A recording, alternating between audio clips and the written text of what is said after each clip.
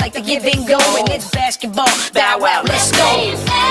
Voilà, nous sommes en antenne avec vous ce soir, mesdames et messieurs. Je crois que nous sommes en live sur notre page Facebook. Bonsoir à tous. Bienvenue sur Temps Mort, vous le savez, jusqu'à 22h30 ce lundi encore. On va débriefer l'actualité du basketball au Cameroun. Et donc, on s'intéressera à cette deuxième fenêtre des éliminatoires de la Coupe du Monde au Sénégal. Donc, vendredi, samedi et dimanche, les Lions indomptables du Cameroun étaient face à leurs adversaires pour essayer de prendre quelques victoires de ce côté. Et donc, ils s'en sont sortis avec 1/3. On en parlera ce soir en images. Également, les réactions des uns et des autres sur ces rencontres-là. Ce soir, il a déposé sa démission. On a souvent entendu parler de démission ou alors de non-démission dans le basketball camerounais. Et donc, Yves Tsala, président de la commission communication de la Fédération camerounaise de basketball, a déposé sa démission aujourd'hui auprès de la Fédération camerounaise de basketball. Et donc, notification a été faite au président et au secrétaire général de cette fédération-là. On lira cette lettre de démission ce soir et avec cette image que vous venez de voir, il nous dira dans les détails les raisons pour lesquelles il décide de quitter le bateau de la Fédération camerounaise de basketball. Et bien évidemment, les réactions sur ce plateau, peut-être les vôtres aussi, sont attendues. Pourquoi pas? On s'intéressera ce soir également, mesdames et messieurs, aux différents résultats dans les différentes ligues, notamment au littoral et le centre. On s'intéressera aussi au troisième regroupement du championnat national senior dames et messieurs qui se tiendra le 5 et le 6 mars prochain, dans ce week-end, du côté de Bafoussam après Douala et Yaoundé. Les différentes compositions des rencontres vous seront proposées ce soir, amis téléspectateurs. Et voilà un petit peu le menu ce soir. À tout de suite.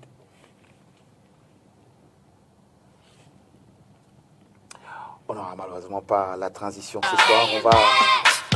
Let's go. All around the world. Y'all know. Voilà. Avec nous ce soir, Yvan Kamwa. Bonsoir Yvan. Bonsoir Joe, bonsoir Christian. L'absus était révélateur parce qu'avant d'entrer dans ce plateau, on discutait justement d'un Georges. Salut également à nos millions de téléspectateurs que je suis content de retrouver ce soir. Ça fait un bon bout qu'on n'était plus passé par là. Peut-être qu'à oblige à la Coupe d'Afrique des Nations. Pas seulement, au Septentrion. Ouais, voilà. Aussi. Et on était également du côté de Douala 5e pour ce tournoi, la veille du All-Star Game. Voilà. Donc, je vais profiter de cette prise de parole d'entame pour adresser mes sincères condoléances au coach Guillaume Elamé qui a perdu sa maman la semaine dernière. Donc, il est certainement en train de nous regarder devant son petit écran de chez lui. Donc, beaucoup de courage à lui et beaucoup de courage également à toute la famille. Bien sûr. Le coach Guillaume Elamé qui était aux côtés de ces jeunes de Douala Firebird. On a vu quelques images tout à l'heure de ces jeunes qui ont reçu leur maillot pour le début de saison. Et également, donc voilà, on a ces images accompagnées de leurs parents. Également, la présentation des trophées glanés durant ça, c'était hier. C'était hier, oui. Oui, j'y étais d'ailleurs. C'était hier. C'était en quelque sorte une cérémonie de récompense à la fois des meilleures performances scolaires pour les enfants du centre qui ont réussi à leurs examens etc. et également les meilleures progressions en termes de performance sportive. Donc c'était un bon moment d'échange entre les enfants et les parents. Et je pense que c'est un exemple également à suivre pour les autres centres de formation qui ont entre leurs mains la pépinière du basketball camerounais. Bien sûr, en rappelant que chez les U14 garçons, ils sont sortis avec la coupe et le championnat, vainqueur de coupe et championnat donc pour la saison dernière départementale. Dans la 5e. Voilà, dans la 5e et chez les U16 filles, coupe et championnat également. Martial Ludom, bonsoir. Bonsoir Christian. Bonsoir aux autres membres du panéliste. Bonsoir aux téléspectateurs. Voilà. Ça va, le week-end a été? Oui, le week-end a été. Nous avons lancé une activité de détection suite à un projet que Flux Academy est en train de mettre sur pied pour un camp. Et nous allons continuer. Le camp sera régional, national? National. On va faire l'effort si on trouve les moyens de boucler au moins les 10 régions, du moins c'est ceux où on joue. Oui. Mano, bonsoir. Bonsoir Christian, bonsoir à toute la planète basket Cameroun. Et je suis très content d'être là, ça fait tellement longtemps. Oui. Vous qui revenez d'un voyage du côté de Yaoundé seulement aujourd'hui. Et donc, c'est exprès que je sors avec elle. Je termine la présentation du panel par elle ce soir. Fanny qui nous a rejoint, on va dire quoi, une reine du basketball camerounais avec nous ce soir. Elle nous dira si elle est toujours en activité. Fanny, bonsoir, bienvenue sur Tambo. Bonsoir Christian, bonsoir tout le monde, bonsoir aux téléspectateurs.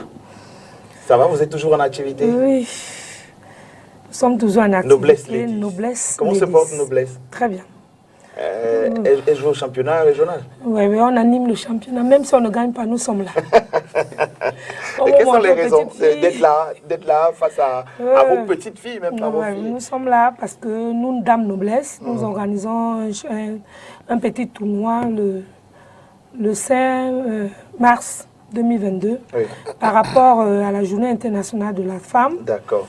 Oui, les enfants de U, les filles surtout, puisque c'est un événement spécialement féminin. D'accord. Oui, les U10, U12. D'accord, on en parlera juste dans un instant. Et donc, on va nous intéresser aux résultats dans la Ligue régionale. Cette fois-ci, on va d'ailleurs commencer par la Ligue régionale du centre, qui a donc eu des activités samedi et dimanche dernier. Et voilà les résultats. Donc, à l'antenne, j'ai eu 16, 512 étaient face à Nyon et Kélé, 56-35.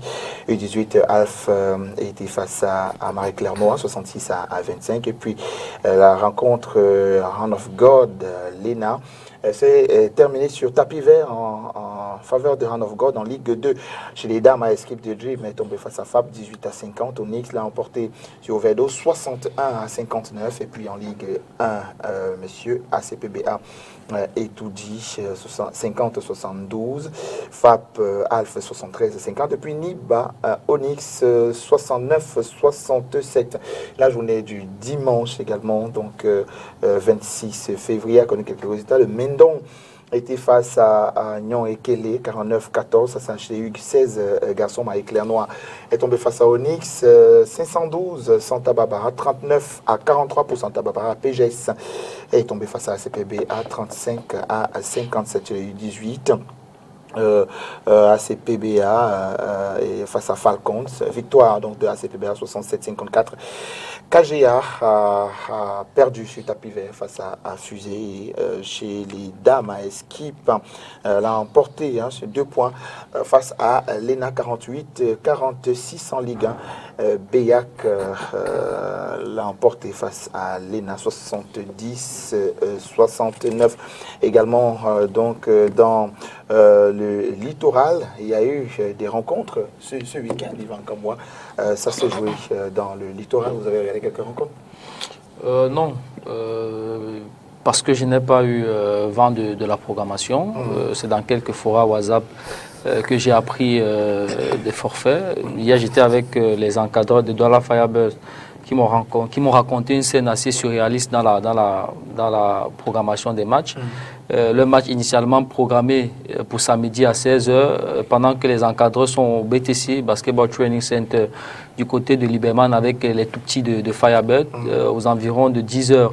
Le secrétaire général de la Ligue régionale de basketball du littoral les appelle pour leur demander si finalement pour leur dire que finalement leur rencontre a été rapprochée de 16h à 12h, chose qu'ils acceptent parce qu'il faut dire qu'il y a il y a un regroupement élite ce week-end et Douala Firebird était engagé en élite.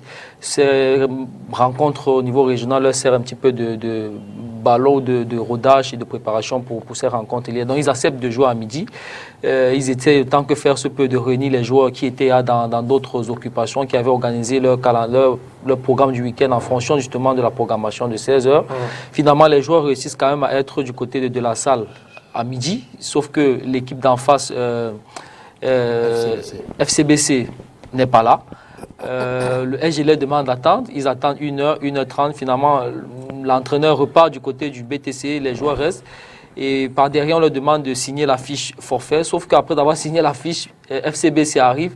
Donc, c'est allé un petit peu dans tous les sens. Et justement, c'est pour revenir à ce qu'on a l'habitude de dire autour de ce plateau, que l'impréparation et le manque de programmation, de dates préfixes dans l'organisation des compétitions dans le littoral, n'aide pas forcément à aller de temps en temps, lorsqu'on a du temps, voir ces rencontres. J'avais pourtant un samedi assez dégagé où j'aurais pu mettre quelques heures de mon programme à contribution pour aller regarder ces matchs de basketball. Mais malheureusement, en dehors de la communication qui est très approximative, la programmation qui est très bancale, malheureusement, la conjugaison de ces deux facteurs-là ne favorise pas le fait d'aller souvent regarder les matchs. L'UNCAM face à École de basket, une rencontre qui s'est également sortie sur un forfait, c'était samedi dernier.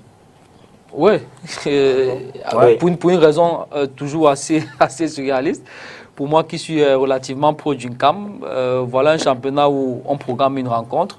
Une équipe est présente sur le terrain, à savoir l'UNCAM Basketball. L'équipe d'en face n'est pas présente. Et des informations qui nous viennent, c'est que du côté des écoles de basket, ils auraient privilégié un événement qu'ils avaient en famille, si on peut considérer l'école de basket comme étant une famille. Et donc, ils ont trouvé mieux de partager ces moments-là ensemble au lieu de venir disputer ces rencontres du championnat régional. Et ça rejoint ce que je disais tout à l'heure. Lorsque vous avez été habitué justement à être malmené dans la programmation des rencontres, comme ça a été le cas, à un certain moment, ça crée un certain désintérêt vis-à-vis des équipes, malgré toute la bonne foi et toute la bonne volonté qui peut les animer. Lorsque vous n'êtes pas sûr qu'une rencontre programmée à 16h va effectivement se jouer à 16h, il vous est difficile d'aménager votre emploi du temps du week-end et de le ménager en conséquence pour pouvoir venir jouer les matchs. Or, quand on sait qu'en semaine, la plupart des gens travaillent et que généralement, on n'a que le week-end pour pouvoir répondre présent à beaucoup d'impératifs. Et lorsqu'on a des balbutiements pareils dans le calendrier, ce n'est pas facile. Donc je peux comprendre l'état d'esprit qui a animé les joueurs d'école et leurs encadreurs, même si je ne le cautionne pas.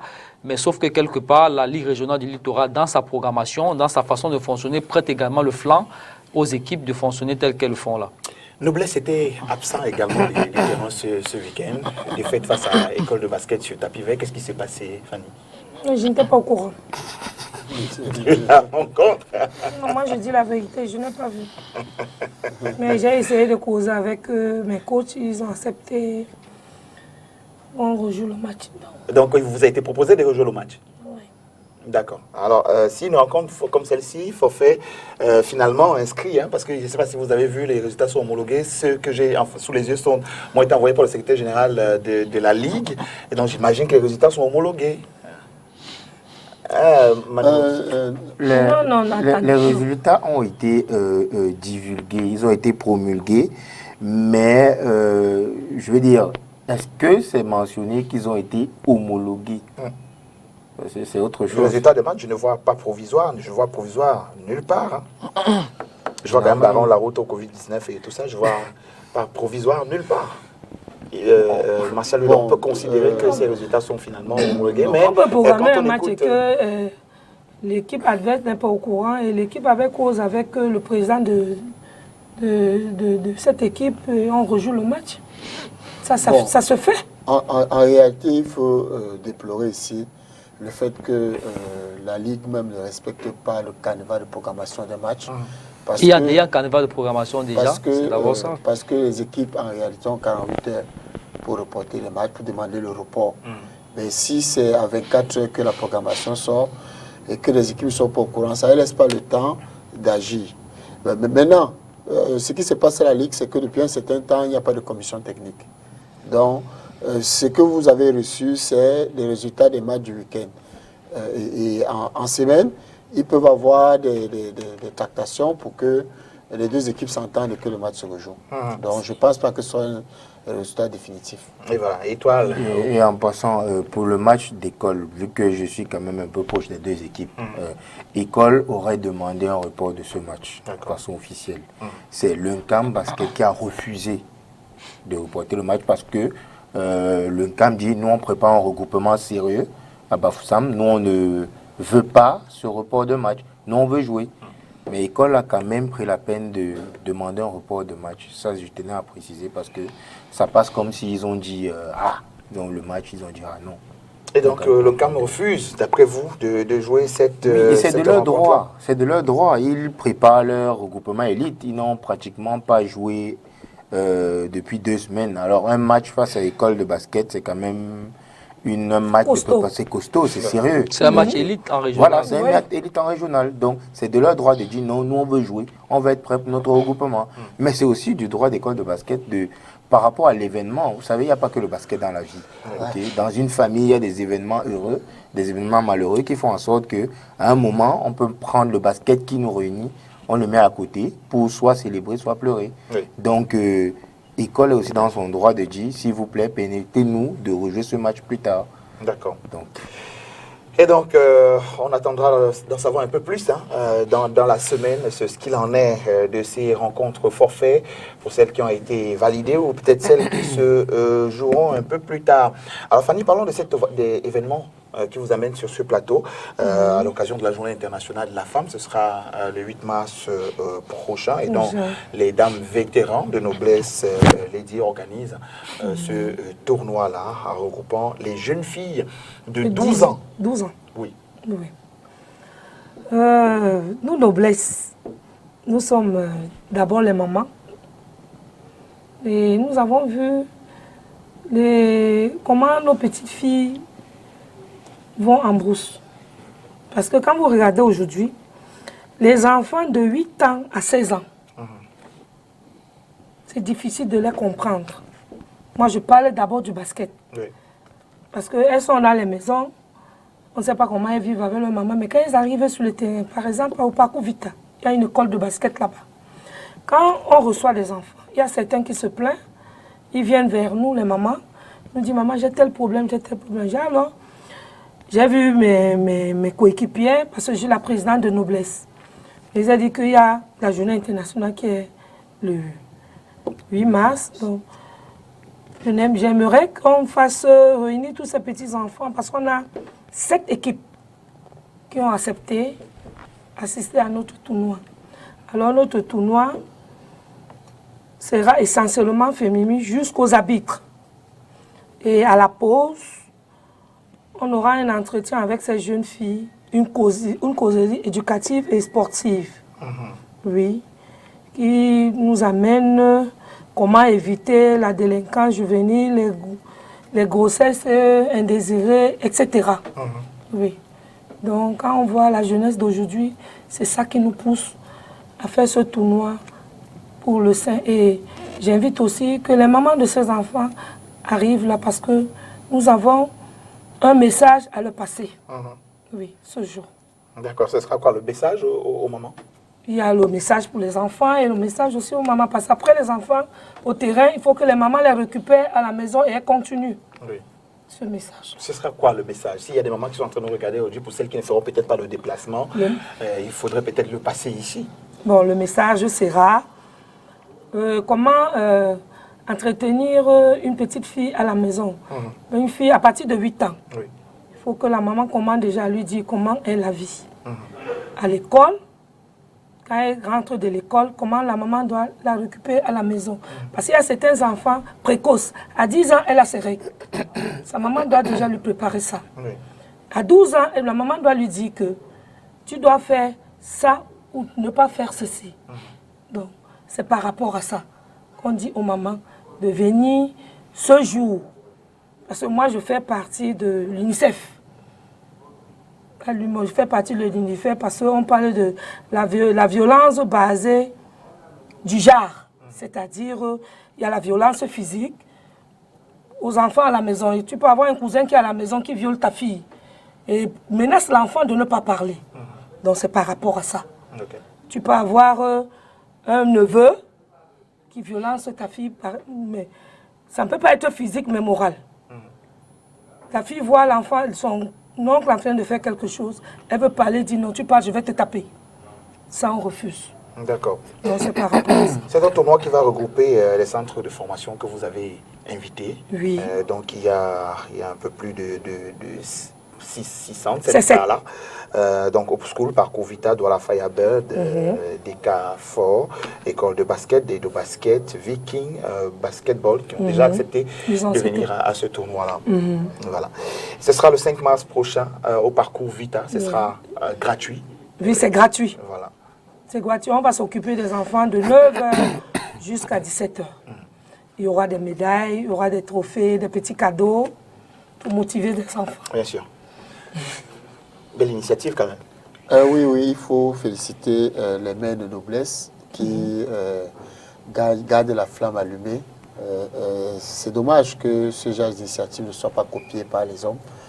Parce que les hommes, lorsqu'ils arrêtent leur carrière, pour la plupart, ils ne reviennent pas, même pour regarder les matchs, même pour encourager les jeunes. Donc, ce genre d'initiative est louable dans ce sens-là que voilà, les anciennes joueuses qui reconnaissent qu'elles sont passées quelque part et qu'elles ne doivent pas laisser les petites se abandonner à elles-mêmes.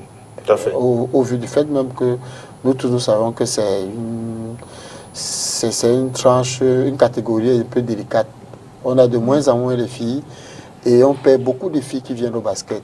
Donc ce genre d'initiative nous permet même à nous les entraîneurs de ne pas perdre ces enfants-là et de les encourager, de permettre que les parents, je vais l'aider dans ce sens, de permettre que les parents suivent l'activité à la maison parce que, le terrain. oui, parce que beaucoup d'enfants utilisent le fait qu'elles doivent aller au basket pour faire autre chose. Donc si les parents et les entraîneurs, les encadreurs ne s'entendent pas bien, si le parent ne sait pas quel est son rôle, là ça devient difficile. Si un enfant qui finit l'entraînement à 18h n'est pas à la maison à 19h, le parent appelle le coach pour savoir parce que le coach sait que l'enfant est rentré. Donc c'est important, vraiment félicitations, noblesse. Oh, merci. Manu, réaction là-dessus? Déjà, il faut saluer l'initiative des dames de noblesse. Je veux dire, ce ne sont pas que des anciens joueurs, ce sont des anciennes gloires. Alors, c'est cette façon de, comment dire ça, giving back to the community. Donc, ce que la communauté vous a donné, vous le rendez. C'est assez louable. Et maintenant, la tranche d'âge. Avec ce que les académies, en plus de ce que vous faites, font de nos jours, j'ose croire que d'ici 2 ans, on aura une autre génération de filles. C'est même déjà en train d'arriver. Je veux dire, quand on regarde Firebird, on regarde Parcours Vita, ça c'est Douala. Quand on va à Yaoundé, on a Onyx, on a AS-Kip. Je veux dire, les filles sont de moins en moins en reste. Les filles de la tranche d'âge de 12 à 16 ans. Oui. Elles sont en train de monter. Donc je pense que ce genre d'initiative contribue à régénérer la pépinière du basketball féminin. Et c'est encouragé. Merci. Je pense que comme les autres, les uns et les autres l'ont dit, moi ce qui me vient à l'esprit, c'est que pour une fois, la célébration de la journée internationale des droits de la femme, ça change un petit peu, cette initiative de Noblesse Basketball, ça change un petit peu de tous ces événements festifs, de manger et boire qu'on a l'habitude de voir pendant le 8 mars. Voilà des dames qui ont pensé à une initiative comment dire, éducative, pédagogique, de rétribution justement d'un certain nombre de valeurs à la fois sur le plan sportif et sur le plan social parce que comme elle a dit tout à l'heure, elles sont avant tout des mamans et donc en tant que telles qui perçoivent mieux pour la jeune pratiquante de basket que sont ces jeunes filles un certain nombre de choses et qui de ce fait sont mieux outillées pour pouvoir leur prodiguer un certain nombre de conseils en guise d'encadrement et de guide par rapport à certaines filles qui soit toquent aux portes de l'adolescence, soit sont adolescentes et dont exposées à un certain nombre de dérives dans lesquelles elles tombent généralement par naïveté. Donc ce type d'occasion-là, avec notamment la causerie éducative, est une très bonne chose. Comme je l'ai dit tout à l'heure, ça change un petit peu de toutes ces célébrations pompeuses qu'on a l'habitude de voir, de manger, de boire, de soulever les cabas, comme on dit trivialement au quartier. Voilà des dames qui ont pensé à des initiatives pédagogiques, éducatives. Et je pense qu'au fil des années, on devrait gagner à capitaliser sur ce type d'événement-là. Il est multiplié au fil du temps. Et voilà. Et donc, on va rappeler, Fanny, que les équipes de jeunes filles sont déjà invitées. Oui. Donc, est-ce qu'il y a une possibilité pour d'autres jeunes qui voudraient peut-être se mêler à la fête? Non. C'est ouvert, c'est ouvert. OK. C'est ouvert. Toutes les jeunes filles qui veulent arriver peuvent venir. C'est ouvert. D'accord. C'est important de le rappeler. Et donc voilà, les noblesses, Lady, félicitations. On va poursuivre, on sera là pour voir ça. Oui, Steve doit être là en super forme. Le 8 mars, le 8 mars prochain, j'espère que vous allez bien nous recevoir là-bas. Oui. Les mamans vont vous recevoir, c'est pas le problème. Les hommes sont là, ils sont souvent très bien reçus. Hein, souvent. Oui, surtout que le terme femme n'a de sens que lorsqu'on met homme à côté. Voilà, venez nous soutenir. Et voilà. Et donc, on va poursuivre cette émission. On va tout de suite s'intéresser à l'actualité forte du jour, qui est donc la démission du président Yves Tiara, président de la Ligue régionale de basketball pour le centre. Jusqu'à ce matin encore, président de la commission communication de la Fédération camerounaise de basketball, qui a décidé de déposer les armes. Et donc, peut-être commencer par revenir sur cette lettre que nous avons reçue de lui, la rendre fidèlement d'abord, celle avant de prendre sa réaction, parce que nous lui avons demandé, bien sûr, dans cette interview-là, les différentes raisons au-delà de ce qu'il aura avancé donc, pendant, je veux dire, dans sa lettre. Et donc, elle est datée de ce jour. 28 février 2022, elle est adressée à Monsieur le Président de la Fédération camerounaise de basketball avec pour objet démission. Monsieur le Président, je viens très respectueusement auprès de votre haute bienveillance vous présenter ma démission en tant que Président de la Commission communication de la FECA Basket. Je vous remercie de m'avoir accordé votre confiance, vous ainsi que le secrétaire général et le conseil d'administration pour occuper cette fonction. Nous avons aujourd'hui au sein de cette commission des personnes bien formées, talentueuses et capables de bien mener les missions qui leur seront assignées. Il devenait de plus en plus difficile pour moi d'assumer les fonctions de responsable de cette commission. Connaissant le contexte de notre sport, je savais que les moyens matériels et financiers étaient difficiles à obtenir. Pour ce faire, nous n'avons jamais posé cela comme préalable, malgré les défis et exigences qu'impose la gestion de ces secteurs dans une fédération sportive moderne. Mais plus que tout, c'est le déficit d'informations à communiquer qui aura eu raison de toute ma bonne volonté. Je souhaite bon vent à la commission communication en espérant que les procédures de collaboration vont s'améliorer pour fluidifier davantage l'information. Signé Yves Tiara, on commentera tout cela tout à l'heure, mais avant, on va écouter sa réaction à l'issue, donc après avoir déposé cette démission officiellement auprès des membres de la fédération. Bonsoir Christian. Alors, pourquoi ce départ de la commission communication de la FECA Basket? Je vais commencer par remercier le président Doku, le secrétaire général Camille Joy Kichi, le conseil d'administration de m'avoir permis d'essayer de mener à bien les missions qui sont dévouées à cette commission. Ensuite, remercier mes collaborateurs au sein de cette commission qui n'ont ménagé aucun effort pour travailler très dur pour essayer, avec des moyens modestes, de produire un résultat satisfaisant. D'ailleurs, je les exhorte à continuer à le faire. Ils ont été bien formés, ils sont compétents pour pouvoir essayer de faire rayonner cette commission. Mais quant à moi, je dois pouvoir partir.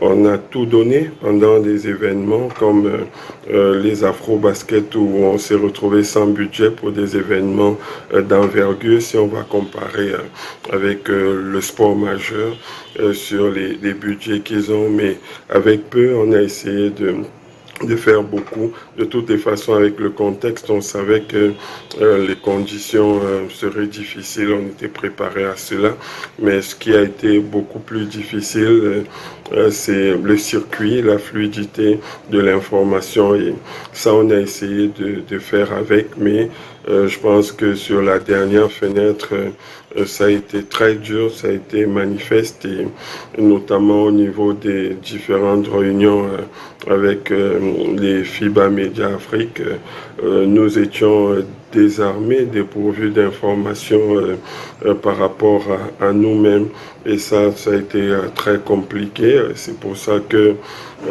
eu égard à tout cela, je préfère me mettre à disposition pour aider pour autre chose au niveau du basket, mais de passer la main par rapport à cette commission. Et je sais que de toutes les façons, le travail sera effectué à l'intérieur de la commission et que les choses vont continuer d'avancer.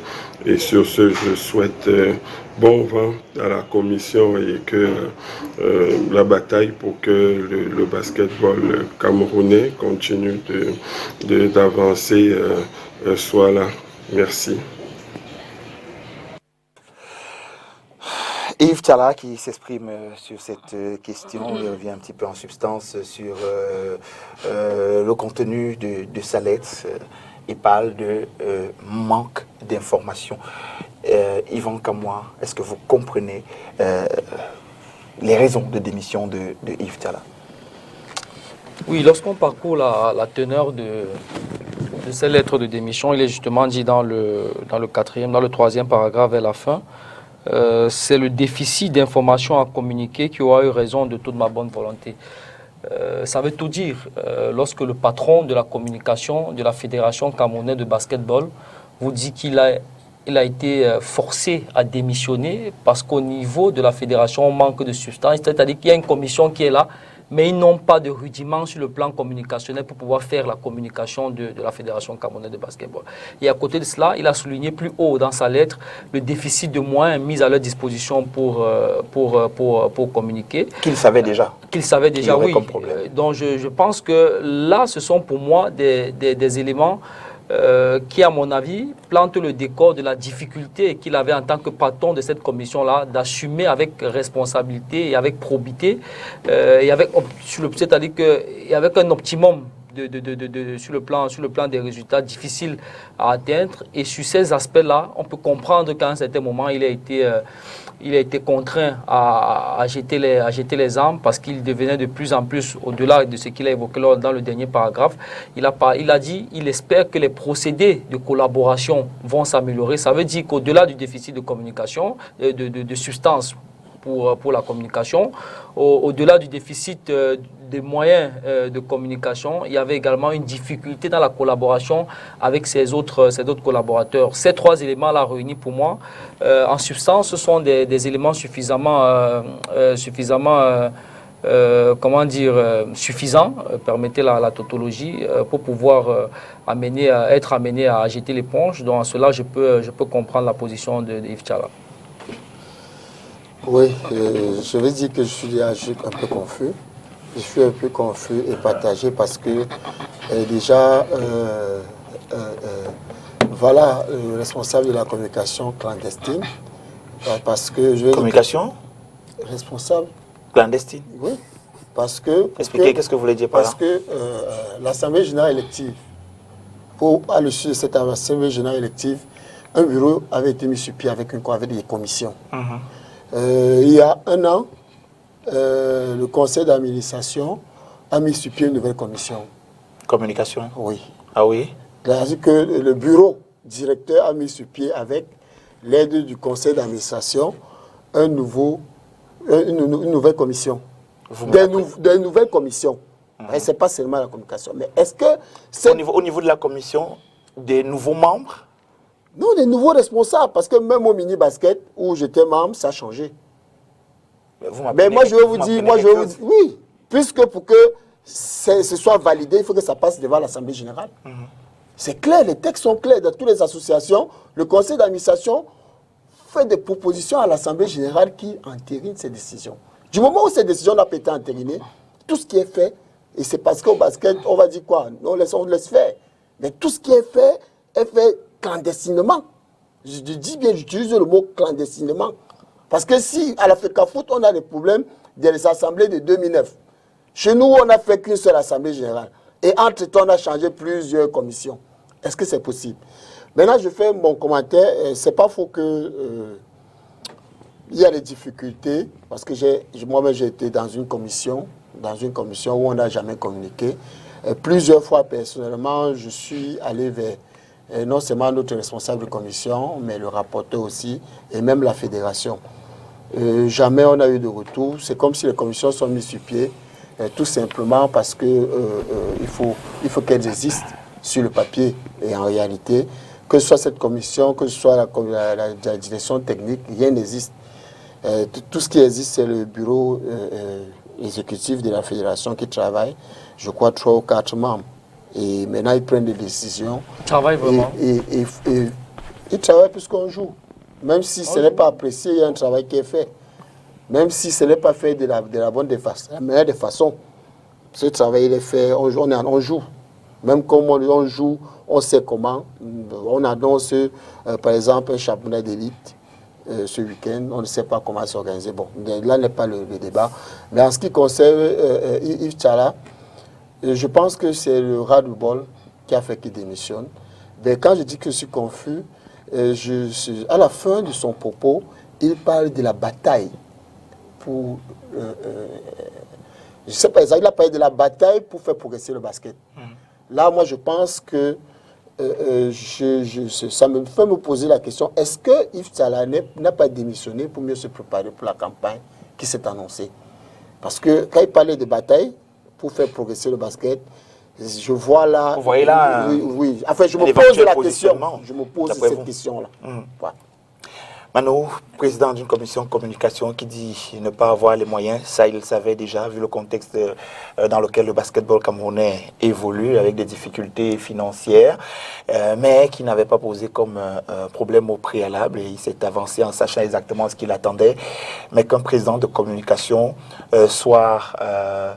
manque les informations pour pouvoir communiquer auprès du public sportif camerounais et même international sur l'équipe nationale du Cameroun et tout ce qui est basketball camerounais. Est-ce que ce n'est pas un peu avoir quelqu'un à côté qu'on ne considère pas? Bon, moi je veux parler des faits. Parce qu'entre les faits et l'analyse des faits, c'est autre chose. Les faits, ils sont malheureusement têtus. La Fédération camerounaise de basketball communique très mal. C'est un fait. Je veux dire, dans plusieurs forats, le responsable de la commission, le président Yves Tchala, a tenté de... Vous savez, quand vous êtes dans un bateau, vous le protégez. Mais ça sautait aux yeux. La plupart des informations qu'on avait, par exemple, l'équipe nationale, venaient du team manager. Ça pose un problème à partir de là. Nous sommes à l'ère du digital. Les informations vont très, très, très, très vite. On a... La Fédé a des pages Twitter, la Fédé a des pages Instagram, la Fédé a un site internet. Mais la commission communication a créé. Oui, voilà. Enfin, on parle de site internet, mais le compte Instagram, ces derniers temps, les mouvements dans... Peu importe, on est sur ces réseaux sociaux, mais ils ne sont pas assez actifs. Il n'y a pas d'infos. Je veux dire, si vous avez besoin des infos sur l'équipe nationale de basket camerounaise ou sur le basket camerounais, vous devez prendre sur d'autres pages, collecter des infos sur d'autres pages. En fait, moi je dis, ça se voyait. Il n'y avait rien, il ne communiquait pas. Maintenant, aujourd'hui, il nous dit qu'il ne communiquait pas parce qu'il n'avait pas les infos. Comment vous comprenez cela? Le timing où cette information qui nous révèle sort, laisse à croire autre chose en fait. Il serait peut-être venu beaucoup plus tôt, vous dire qu'il n'avait pas d'informations. Ce serait plus digeste en fait. Qui n'a pas d'infos, ok, je démissionne, ouais. Mais permettez-moi, à quelques semaines des élections, du nouveau bureau fédéral que le président de la Com vient nous dire que en fait je communique pas depuis parce que je n'ai pas des infos à communiquer ou parce qu'on partage mal ces infos avec moi, ce timing, excusez-moi, c'est peut-être vrai. Mais est-ce la vraie raison? Est-ce que vous ne voyez pas un peu Yves Tchala du haut de Yves Tchala qu'on connaît vouloir prendre, je vais prendre les expressions de Massiayo dans un instant, protéger ce bateau-là, ne pas faire ressortir les différents problèmes qu'il avait pour pouvoir continuer de donner l'impression que ça va quand même dans cette commission pour que un de ces quatre, il laisse tomber. Vous n'avez pas vu en ça un protecteur de ce bateau? Si, je veux dire, ça c'est une affirmation à double tranchant parce que s'il a longtemps protégé le bateau et que c'est maintenant qu'il vient dire que vraiment je suis fatigué, vraiment je vous ai bien formé, vous pouvez continuer le taf. Attends, vous nous avez bien formé à continuer quel taf en fait? Le taf que vous dites qui n'existe pas. Ce qu'on peut avoir comme information. Ce qu'on peut avoir comme information. On va tourner la question pour mieux la comprendre. En fait, je veux dire, ces arguments sont peut-être louables, mais le timing pour moi n'est pas le bon timing pour ce genre de sortie. Ça laisse... il aurait dû ne pas parler ou bien... Il aurait dû soit le faire après, soit le faire après quoi? Après les élections. Ok, il le fait juste avant. Il sait pourquoi. Justement, c'est pour ça que je dis le timing laisse croire que ce n'est pas la raison après les élections, il n'est peut-être plus membre de cette commission après les élections. Justement, voilà. Ça aurait été mieux. Après les élections, s'il n'était plus membre, ça allait passer, ça allait être plus jugé, c'est facile. Il n'est même plus membre, donc vraiment, il n'a rien à démissionner. Mais Fanny, est-ce que vous comprenez Yves Tchala, au-delà des soupçons qu'on lui trouve maintenant de pouvoir avoir en backstage une petite équipe pour pouvoir se lancer dans la bataille de la présidence de la Fédération camerounaise de football? Basketball. Moi, je continue à dire que Yves Tchala, ils nous ont enfumé à Africa Foot. Moi, je vais continuer à dire que c'est un grand homme. S'il le fait maintenant, il sait pourquoi il le fait. Nous sommes des Africains. Pour mieux sauter... Bien loin au-delà des raisons évoquées. C'est un grand homme. Ça, je le dis. Pour mieux sauter, il faut reculer. Oui. C'est tout ce que je peux dire. Oui. Et voilà. Mais Yvan Kamoua, quand on appartient quand on a la tête d'une commission de communication et qu'on manque à un moment donné d'informations et que on se rend compte que, comme l'a dit Martial il y a un instant, ça joue et qu'au niveau de la tête de la fédération, on a les informations en temps et en heure. Vous voyez là un refus de partager des informations. Comment est-ce que l'information ne circule pas dans une commission qui est censée communiquer pour la fédération? Oui, mais on l'a souvent dit à Sufi que la Fédération camerounaise de basketball était quasiment embrigadée entre 3-4 personnes, c'est-à-dire le président, le premier vice-président, le secrétaire général et le CDF. On a l'impression que les autres commissions, comme on les a, parce que j'ai encore les statuts que je regardais cet après-midi avant de venir à cette émission, il y a une plénitude de commissions, mais on a l'impression que c'est juste des compléments sur le plan de l'organigramme de la fédération, parce que pour la plupart de ces commissions, les personnes ne sont pas affectées au poste dévolu aux commissions, et pour le peu de commissions qui existent, ce n'est pas vraiment fonctionnel, comme Yves Tchala dit dans la lettre de sa démission. Maintenant, est-ce qu'il avait été mis à l'étroit dans le fonctionnement de la Fédé? Moi, de ma petite intelligence, j'ai l'impression que c'était un personnage qui était un peu craint par ses autres collaborateurs. Je ne sais pas pourquoi. J'ai parfois eu l'occasion de discuter avec lui au sorti de quelques événements majeurs, que ce soit l'afro, le tirage de l'afro féminin à Yaoundé. Parfois au bout, c'est-à-dire qu'il avait quasiment les nerfs à fleur de peau. Mais quand vous voyez le Yves Tchala avec qui vous discutiez en face, le Yves Tchala, au niveau des réseaux sociaux, ça a été pour moi le seul qui a pour moi quelque part maintenu un minimum de crédibilité à cette fédération camerounaise de basketball. Parce que même sur des choses qui étaient parfois très évidentes, il était toujours le seul qui allait on ne voit jamais le secrétaire général. Le président, lui, c'est la grande nuit, il ne parle jamais. je ne parle même pas des autres, c'était toujours lui. C'est vrai que le rôle qu'il avait au sein de la fédération lui conférait peut-être la possibilité ou alors le rôle d'aller toujours, d'être toujours aux avant-postes pour essayer de parler d'un certain nombre de choses. Mais il a toujours été parfois très conciliant, parfois il essayait d'arrondir les angles, parfois il essayait de défendre tant bien que mal ce qui apparaissait pour moi à mes yeux parfois indéfendable. Mais aujourd'hui, je pense que lorsque vous faites partie d'une maison, il ne vous appartient pas d'ouvrir la brèche pour embraser la maison. Même si ça fonctionne mal au sein de la maison, tant que vous faites partie de la famille, vous avez quelque part le devoir de protéger cette famille-là contre les flèches qui viennent de l'intérieur. De l'extérieur. Et pour moi, c'est dans ce rôle-là qu'il s'est quasiment mué depuis le temps qu'il a été au sein de cette commission communication.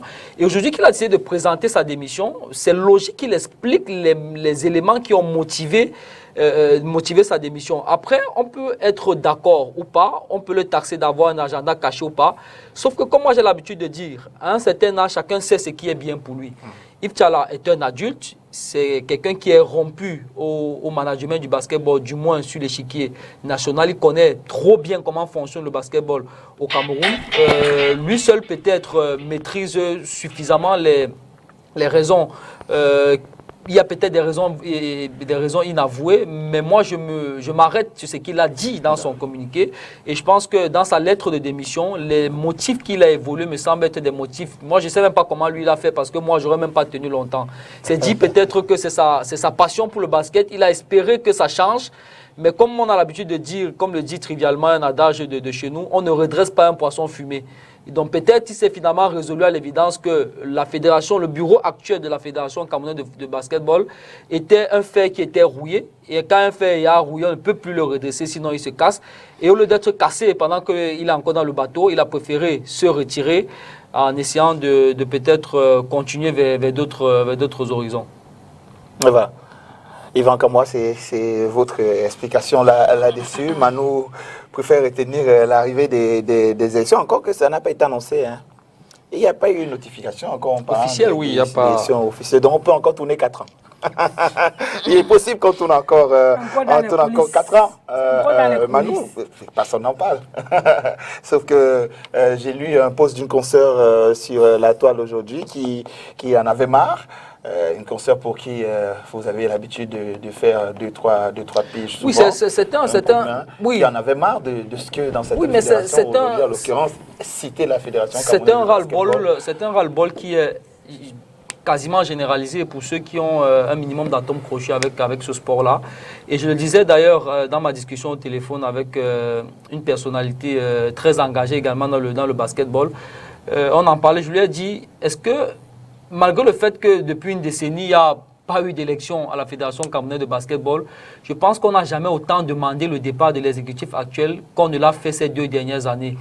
Quand on voit le Cameroun a Embiid en NBA qui est en passe de devenir le meilleur joueur du monde, on a Pascal Siakam, champion NBA, un des meilleurs joueurs du monde, et qu'on voit qu'au Cameroun, le basketball est dans les caniveaux, comme c'est le cas à un certain moment, même si on n'a pas beaucoup d'amour pour ce sport-là, on se dit qu'il y a quand même du gâchis quelque part et que ceux qui sont là sont en panne d'inspiration, ils sont complètement dépassés et qu'à un moment, on a envie de voir autre chose.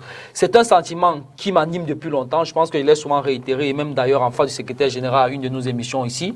Je le lui ai dit pour moi, ils ne sont plus la solution si l'on étaient à un certain moment, aujourd'hui ils ne le sont plus et qu'il faut passer le témoin à une autre personne. On a envie de voir autre chose dans cette fédération camerounaise de basketball.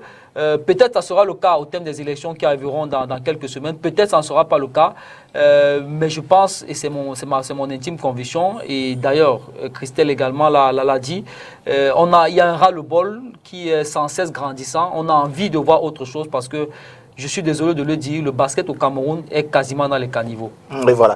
La Fédération camerounaise de basketball, à travers son président et son secrétaire général, à qui son président à qui la lettre a été adressée, et son secrétaire général cité dans cette lettre d'émission, ont pris acte de cette démission. C'est ce que vous devez savoir ce soir. Et souhaite bon vent à Yves Tchala, tout en le remerciant donc de l'effort qui a été fait pendant son passage à la tête de cette commission-là, et avec des propos du genre, on reste une famille dans le basket comme en dehors, on reste ensemble, et comme quoi il n'y a pas le feu dans la maison, Martial Yodom, bonne séparation, ce qui est légitime essentiellement. Ben, il y a eu toujours le feu dans la maison. Ce feu-là, il continue à brûler. Ce qui fait en sorte que les basketteurs soient calmes, c'est le fait qu'on attend les élections et qu'on sait que toute autre difficulté ne va que bloquer les choses. On n'a pas intérêt à ce que le basket ne se joue pas. Même comme d'autres personnes pensent qu'on ne peut pas faire les omelettes sans casser les œufs. Mais nous, on préfère attendre que les choses se passent. Voilà, le problème de communication, il est réel. Il est réel parce que, je lui dis, nous sommes à quelques jours d'un championnat d'élite sur Bafoussam. Jusqu'à aujourd'hui, personne ne sait qu'est-ce qui est au programme, enfin, on connaît quelle est la programmation, mais quelle est l'organisation qui est mise derrière, pourquoi on ne communique pas. Pourquoi on ne communique pas sur les événements de basket? Voilà les Lions qui ont joué. Ce n'est qu'à 2 ou 3 jours qu'on était au courant, au vu de la liste qui a été publiée et de façon non officielle. Parce que cette liste-là, il n'y a pas eu un communiqué officiel. Si, il y a eu un communiqué officiel. Ah bon, je ne l'ai pas vu. Si, il y a eu un communiqué officiel. Bon, vous m'excusez, je ne l'ai pas vu. Et une fois de plus, ça montre qu'il n'y a pas eu la communication. Non, c'est seulement que vous êtes passé à côté de la communication. Oui, mais on n'a jamais communiqué ces listes-là. Si. Est-ce qu'on devait seulement publier sur les réseaux sociaux? Non, mais pour le rejoindre quelque part, moi, j'ai pas, honnêtement, sans chauvinisme, je n'ai pas vu, j'ai été sur la page de la Fédération camerounaise de basketball, on a vu une liste qui a circulé à un moment avec l'effigie de basketball 237, quelque chose comme ça. Mais honnêtement, je n'ai pas vu une liste circuler portant l'estampille de la Fédération camerounaise de basketball. Si, je l'ai encore ici. C'est à la commission communication que tous les visuels, vous avez certainement vu, il y a eu un visuel officiel. Vous repartez sur la page de la Fédération tout de suite, vous allez vous rendre compte qu'il y a eu une communication qui a été faite et à l'avance un courrier, donc un communiqué du secrétaire général de la Fédération qui annonçait donc les noms des 12 lions qui iront jouer donc pour le Cameroun. Il y a eu une communication là-dessus, messieurs. Oui, mais sauf que cette communication, est-ce que, enfin, vous en tant que communicateur, est-ce que ça respecte les règles de la communication? C'est la façon dont la Fédération communique habituellement. Oui, on fait un communiqué signé du secrétaire général qui est relayé. Ben, sauf qu'avant ce communiqué-là, il y avait déjà un tract dehors. Ça, c'est les réseaux sociaux. Il y avait un tract dehors. On ne peut pas considérer ça comme étant une communication de la Fédération. Pourquoi Christian Oumé, à deux semaines, un mois de cet événement-là... L'équipe était encore en stage, Martial Yodom. Avant que l'équipe n'entre en stage, on doit communiquer pour mettre cette équipe en stage, Christian. Ou bien on commence à communiquer dès le moment où l'équipe est déjà en stage. C'est à ce moment-là que les nôtres commencent à sortir, qu'on sait qui est entraîneur. Est-ce que, en tout cas, on va revenir sur le volet, je pense, de l'équipe nationale. Donc, ce qu'il veut dire, je pense, c'est qu'il y a une communication, mais elle est assez tardive quand même. Ouais. Je veux dire, cette liste est sortie, je crois, c'est 1 ou 2 jours avant le début de la compétition. La liste des 12. Est-ce que c'est normal alors? Elle est sortie la veille. Et voilà, elle a été signée, le 24. Oui, voilà, l'équipe nationale, c'est je normal. l'ai sous les yeux, elle a été signée le 24. 24 février. Voilà, 24 février a été signé. 24 février, je l'ai en ce moment sous les yeux. Ça se jouait quand? Le 25. Ah bon? Donc c'est normal. Et donc, bon, il fallait quand même vous faire voir le communiqué, bien sûr, radio et presse de la Fédération. Donc, comme quoi, vous êtes passé à côté de cela. Et donc, on va s'intéresser finalement au championnat national senior, dames et messieurs. C'est vrai qu'il y a le président de l'UNCAM qui veut réagir sur la question de la démission de Yves Tsala. J'aurais aimé, mais je sens que la réalisation va me couper la tête ce soir. Vous ne pouvez pas assister à ce qui se passe sur ce plateau, que ce n'était pas prévu que ça se fasse. Mais d'après D'après Titi Belaté, le président Yves Tchala a un agenda caché. C'est tout ce qu'il nous a écrit par message ce matin. Et bon, voilà. Chacun aura son avis sur la question de Yves Tchala aujourd'hui. Allez, intéressant, nous je le disais tantôt, championnat national senior dames et messieurs. Donc messieurs, si vous allez sur la page de la fédération, on a une semaine avant, vous allez vous rendre compte qu'il y a eu un post qui a été fait il y a quelques secondes, si que je ne me trompe. Oui, bien sûr, on est lundi. Voilà, avant de rendre tout cela officiel sur ce plateau, il était de bon temps que tout cela aille sur la page Facebook de la fédération et tous les autres comptes médias sociaux. Et donc, chez les dames, je ne sais pas si à la région peut y aller avec... ça, c'est chez les messieurs, peut-être continuer. Donc, commencer donc avec les messieurs pour ce qui est de cette 6e journée à Bafoussam. Ce sera le 5 mars prochain. Douala Firebird sera face à Université de Douala à 8h du côté de Bafoussam. Vous avez un souci ce sera ça, à 8h du côté de Bafoussam. Volcanic Warrior sera à 10h face à École de basket. FAP sera face à Étoile à 12h. Et Béac sera face à Onyx à 14h. Et à 16h, Zumantov sera face à l'UNCAM. Tout ceci sera à la pelouse de la mairie de Bafoussam. Dimanche, toujours chez les messieurs, à 8h, Volcanic Warriors sera face à FAP. L'UNCAM à 10h sera face à Étoile.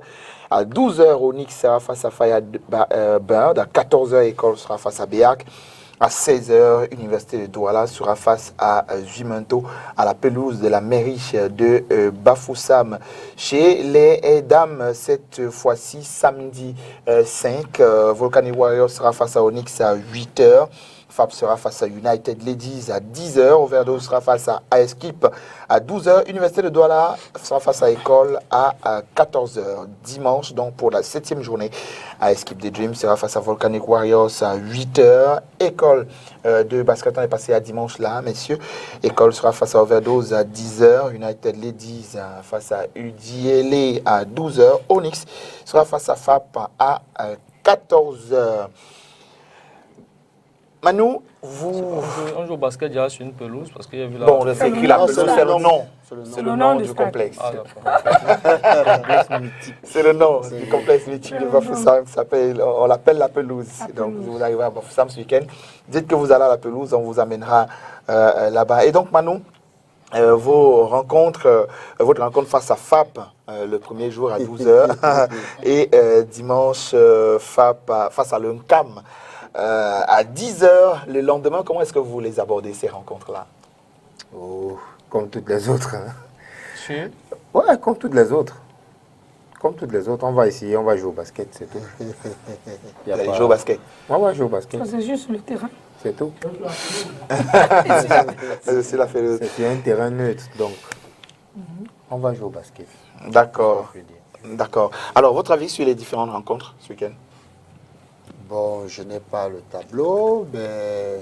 Vous venez de le voir pourtant? Oui, je n'ai pas retenu. Bon, avec la régie, on va pouvoir remettre cela à l'antenne pour vous permettre de pouvoir commenter cela chez les dames. Je pense que chez les dames, il y a le derby UDI et l'école, je vais commencer par là. C'est vraiment un derby? C'est vrai que UDI a beaucoup progressé. Mais lorsque vous avez Marseille contre Paris, même si Marseille n'a pas le niveau, ça reste un derby. Je suis Marseillais en passant. Je vais dire, UDI et l'école, ça reste un derby. Parce que les filles d'école vont se préparer. Encore qu'elles ont perdu.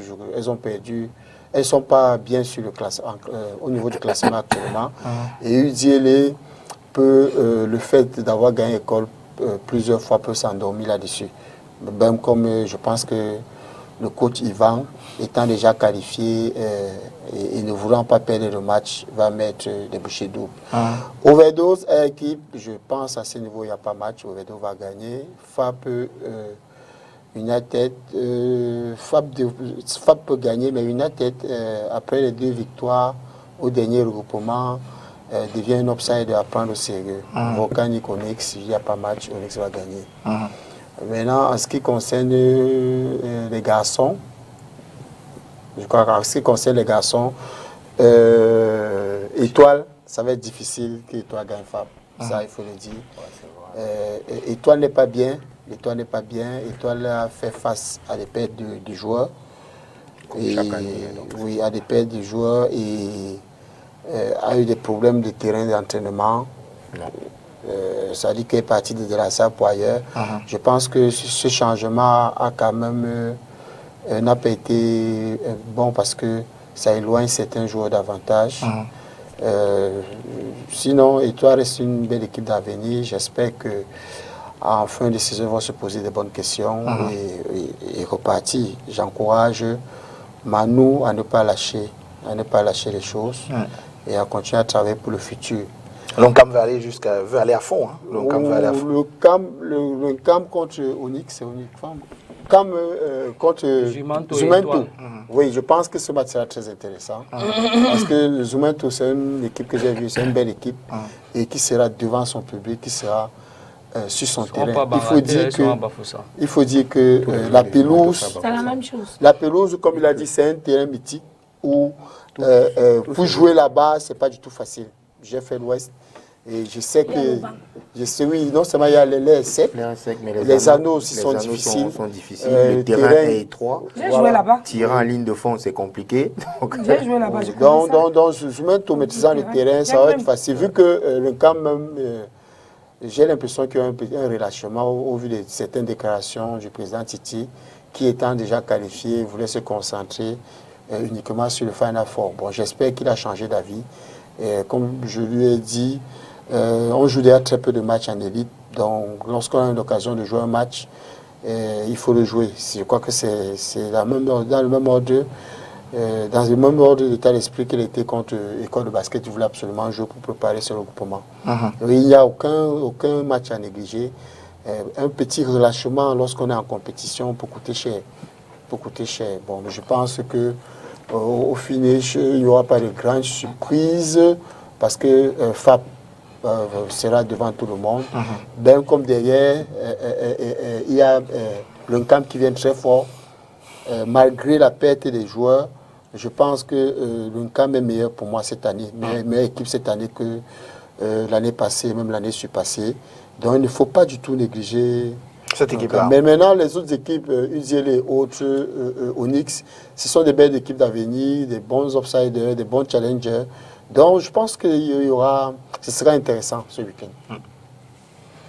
Oui, c'est c'est un regroupement au terme duquel je pense que le squelette des équipes qui vont jouer le Final Four va commencer à se dessiner.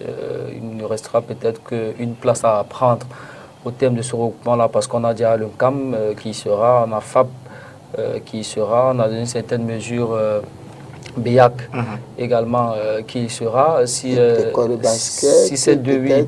École de basket peut-être, donc il y a une 3e, 4e place qui va se jouer. Donc je pense que au terme de ce regroupement-ci, on aura peut-être déjà l'identité des 4 équipes déjà qualifiées pour le Final Four. Maintenant, il restera à établir l'autre, parce qu'il paraît que cette saison, la formule a un petit peu changé et qu'en fonction du classement au terme de la saison régulière, entre guillemets, ça peut vous permettre de choisir l'ordre de vos matchs sur le Final Four.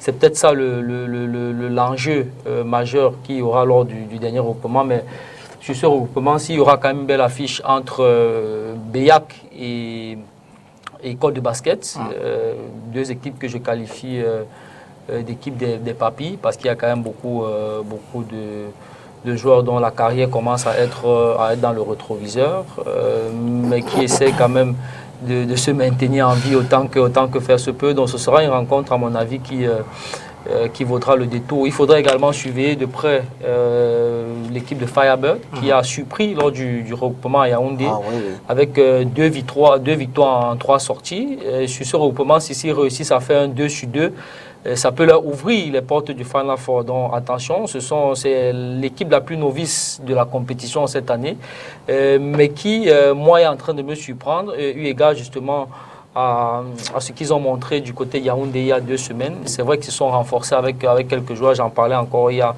je crois que c'était hier avec le coach Elamé, qui me disait que le seul problème de son équipe reste l'intérieur, dans le poste 5, et on l'a un petit peu vu parce que sur les autres postes, il y a quand même du grain à moudre, mais leur problème est souvent beaucoup plus dans la bouteille. Donc s'ils ont réussi malgré ça à repartir de Yaoundé avec 2 victoires en ayant battu Étoile, je crois bien, ça veut dire que c'est une équipe qui a de la matière et qui peut continuer justement sur ce vent d'euphorie qu'ils ont impulsé du côté Yaoundé pour pouvoir continuer dans cet engrenage de belles impressions. Comme en prolongation aussi. D'accord. Allez, messieurs, on va tourner cette page en attendant que tout cela nous rejoigne. Enfin, qu'on rejoigne tout cela ce week-end du côté de Bafoussam. On va ouvrir la porte de l'équipe nationale du Cameroun qui était au Sénégal. Même si le président Titi Bellaté, dans son message, estime que le président Yves Tala démissionne parce qu'il n'y a pas eu de déplacement pour le Sénégal, donc pas de per diem. Et il fallait démissionner juste derrière. Qui dit ça? Le président Titi Bellaté qui demande à ce que je le lise. Je l'ai lu, président. Et donc, il rappelle qu'il soutient le président. Il y a souvent per diem. Ndoukou, aucune idée. Hein. Mais tu es de la commission communication. Peut-être le numéro 2, passer numéro 1 cette fois. Ah, non, on va fêter la nomination. Nomination, c'est un classement de fait, donc j'en sais rien à l'instant, pour l'instant. et donc, le Cameroun finit 3e de son groupe, le groupe B. On a là en image donc la défaite face au Sénégal. Le Cameroun a fait un 1 sur 3 face à la Tunisie, autant pour moi, au Sénégal. Le Cameroun a fait donc un 1 sur 3. Une rencontre que le Cameroun avait d'ailleurs en main, hein, il faut le dire, parce que on a quand même dominé à la sortie du 3e quart-temps de cette rencontre, même à l'entame du 4e.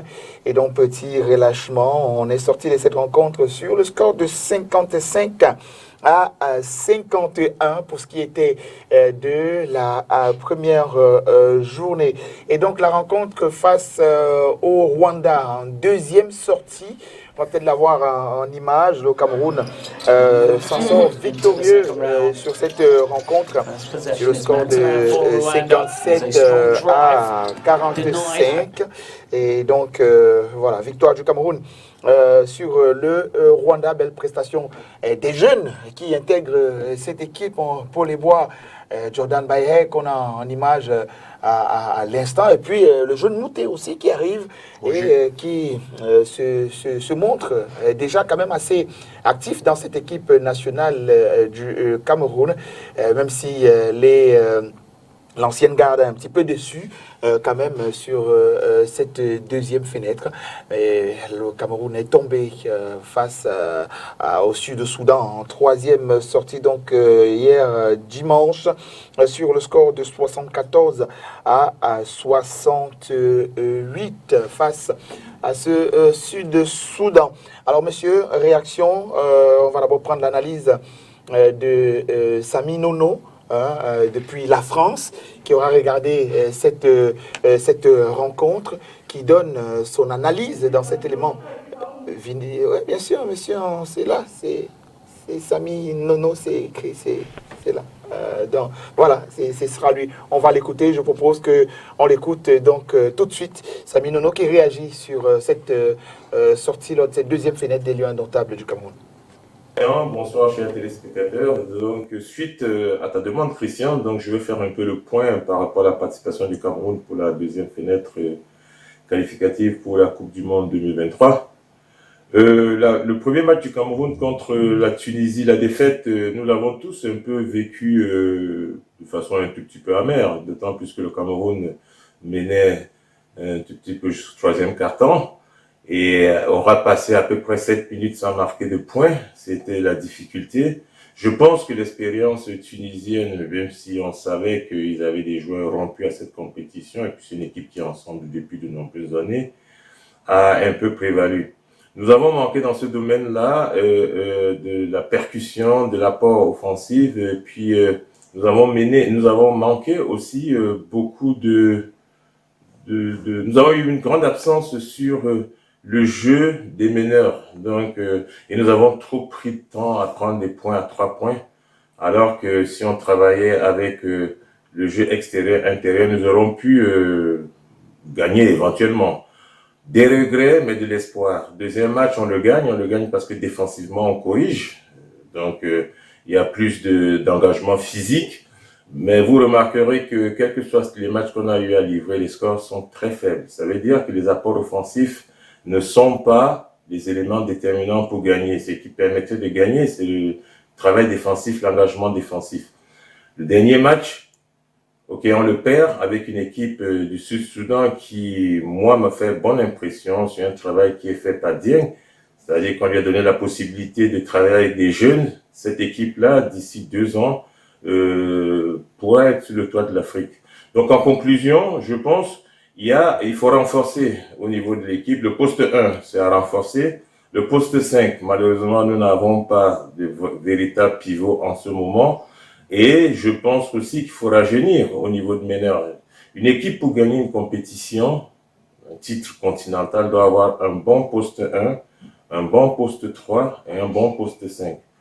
Bon, il y a des jeunes qu'on intègre, c'est parfait, il n'y a aucun souci.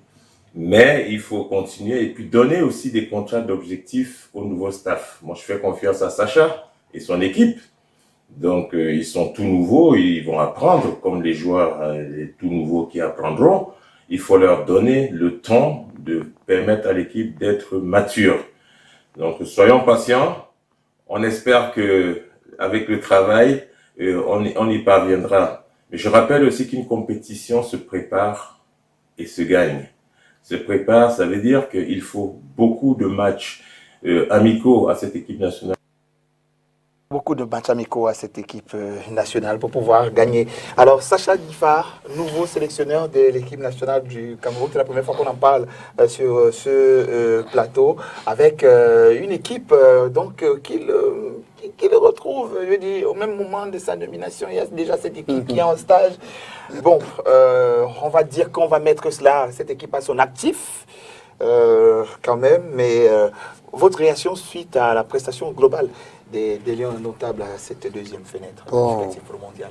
Déjà dit qu'on va mettre cette équipe à son actif. Moi, je ne suis pas d'accord avec toi. C'est pas lui le sélectionneur. C'est lui le sélectionneur, mais on sait comment. C'est lui l'entraîneur. Mais je ne pense pas que ce soit le sélectionneur. Quand vous dites qu'on sait comment, est-ce qu'il y a... On vous a dit qu'on a sélectionné ailleurs et on est venu... Mais si la sélection du Cameroun est rendue officielle avec le nom de l'entraîneur, ça ne veut pas dire que c'est lui qui a sélectionné cette équipe. Et nous savons que nous avons nos frères et amis qui se passent pour les sélectionneurs. Et bon, on va respecter ça. C'est une mentalité qu'il faut bannir. Bon, maintenant, peut-être le contrat de l'entraîneur n'était pas encore signé ou bien il ne s'était pas encore entendu et qu'il a repris les choses en main au dernier moment. Moi, ma réaction depuis le début, c'est qu'il faut, lorsqu'on nomme un nouveau entraîneur à la tête d'une équipe, il faut laisser le temps à l'entraîneur de travailler. Il faut laisser le temps à l'entraîneur de bâtir cette équipe. C'était trop juste cette fenêtre pour attendre quoi que ce soit de ce sélectionneur, au vu du fait qu'on a en face des équipes qui sont montées depuis des années, derrière lesquelles il y a un projet. Si je vous demande quel est le projet de notre équipe, on ne l'a pas. Il y a un sérieux rajeunissement de l'équipe, ça peut être un projet... Quel rajeunissement de l'équipe lorsqu'on a reconduit les vieux? Quel est le jeune qu'on a rajouté quand même? Quel est le jeune qu'on a rajouté? Il y a Paul Bois qui arrive, il y a Mouté qu'on découvre, et bien d'autres. Ok, je suis d'accord. Peut-être que je n'ai pas vu sur ce plan-là. Junior Bida, on ne les avait pas avant. Mais sauf que pour le projet d'une équipe, ce n'est pas comme ça que ça se passe. C'est-à-dire qu'un gars ne sort pas de nulle part pour arriver dans la tanière. Vraiment. C'est vrai que ce sont les Camerounais, c'est vrai qu'ils ont... comme tous les autres Camerounais, ils peuvent être sélectionnés. Ils sont sélectionnables. Mais pour moi, je pense qu'il faut aller sur un projet. C'est-à-dire que nous avons des jeunes qui ont fait la balle. Nous avons des jeunes qui ont fait la balle. C'est la deuxième édition de la bande qui est en préparation. Pourquoi n'avoir pas mis ces petits 1 mois, 2 mois en stage pour qu'ils préparent cette compétition? Je pense qu'on aurait eu un meilleur résultat, où on aurait été plus satisfait. On aurait eu une meilleure cohésion.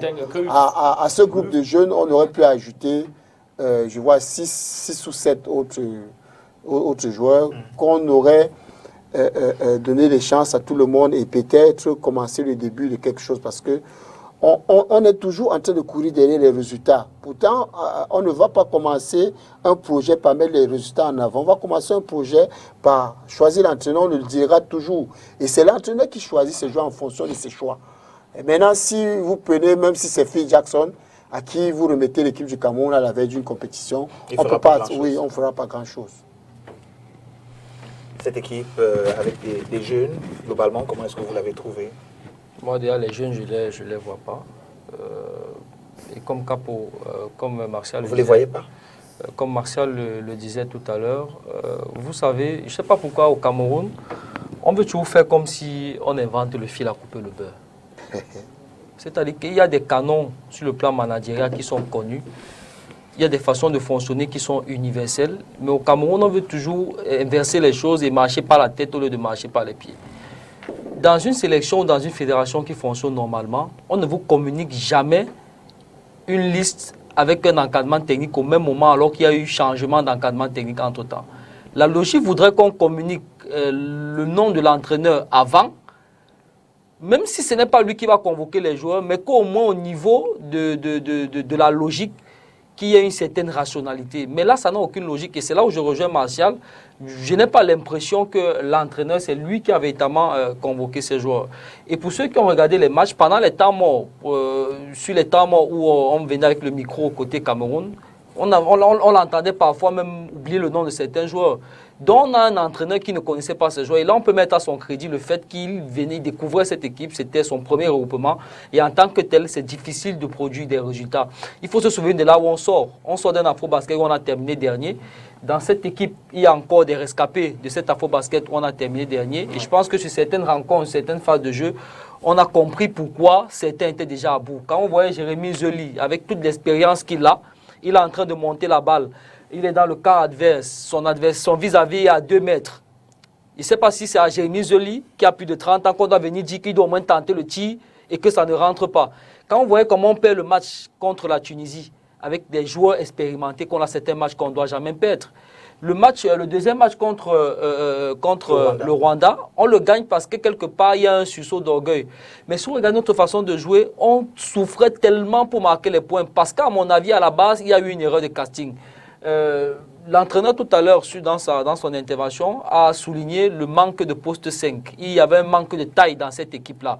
Et quand vous allez dans une compétition comme ça, où vous n'avez pas d'intérieur, le minimum serait d'avoir des joueurs des extérieurs qui ont des tirs potables à 3 points. Mais vous avez Angers Bembele dans une équipe qui, pour moi, est le joueur qui a la meilleure adresse à 3 points, mais qui n'a joué aucun match sur les 3. Alors, vous n'avez pas d'intérieur. Ça veut dire que vous êtes quasiment condamné au jeu loin de la bouteille. Et donc, si vous n'avez pas d'adresse à longue distance, il vous sera difficile de marquer des points. On a d'ailleurs vu, il le soulignait à juste titre, on a eu en 3 matchs, on a atteint 60 points que lors de notre dernier match. Et parce que là, il y avait eu un sursaut d'orgueil de remonter la vingtaine de points que les Soudanais nous avaient imposés. Donc, il nous a manqué de beaucoup de choses sur ce regroupement-ci. Si on était dans une fédération qui fonctionne normalement, on n'aurait pas des jeunes qui sont parachutés. On aurait des catégories jeunes, U15, U16, U18, U19, U21.